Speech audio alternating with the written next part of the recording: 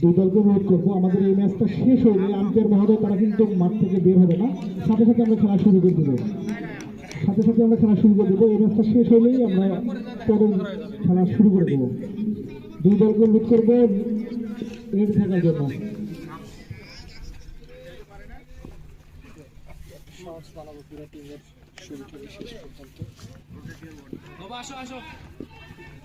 পানিওয়ালা চাচা, কামরুলের বাপ চাচা, এদিকে আসেন।